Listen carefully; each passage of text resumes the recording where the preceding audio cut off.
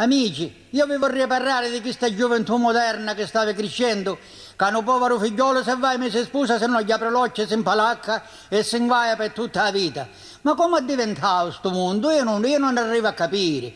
Non pare danni perché è diventata una vita bastarda. Una volta ci imparavamo noi l'Arte Italia, che su e cose spacciate che si vedono. Ma ora è che quando là Maria vi faccio pietà, mi va spassate pure un strada. Figlioli che ancora non sono nati, vi parlano di matrimoni, vi parlano di cose che uno si faccia capire anche, ma anche, non so, io non arrivo a capire per certe cose, ma piccolo e grande, sapete, sono dei piccirilli, è pure dei grandi, e non c'è il contegno, non c'è rossura, non c'è niente, cercano, sopporno un calamitario a uno, e poi guardate che fanno, danno amore 4-5 anni uno con l'altro, e poi per un gelato, i 10 lire si cangiano.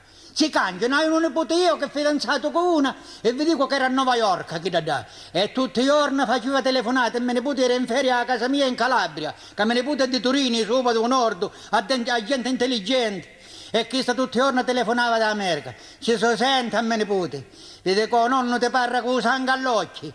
Vi dico che questa figliola è a New York e pensa quanto da contra figlioli come tia e megli tia e ave l'affetto mi ti telefona a muccioni suo padre se o nonno camparia e saccio che tu sta ragazza adassi io non ti guarderei in pace più guarda che affetto che ha questa figliola ma no, la vita è così ma chi tu si da sa piglia chi e chi da mangia chi da spreme e tutta la coda poi a chi sto stiamo diventando uno non queste cose ne pretende e ne voglio e non mi farmi mai dispiacere. Perché caro nipoti, a sapere che la firma non è maliziosa. E guarda come si consa. Se ascolta quello che ti dice un nonno, dalla malizia che ha come si conviene. Ascolta gli apri l'occhio e sgariddati l'occhio e gli apri i ricchi.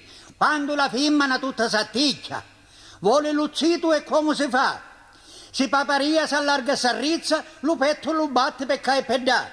Vuole la vesta di mocassina, la corranina e l'orologgetto.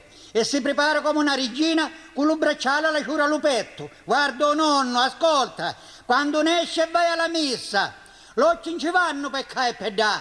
Vai trovando se trova lo fissa, chi per sposa la cercherà. Stai attento, nonno, non mi ingaddi, ne ti ingaddi ancora tu, ne stai sculacciati. E apri l'occhio e gli apri i ricchi.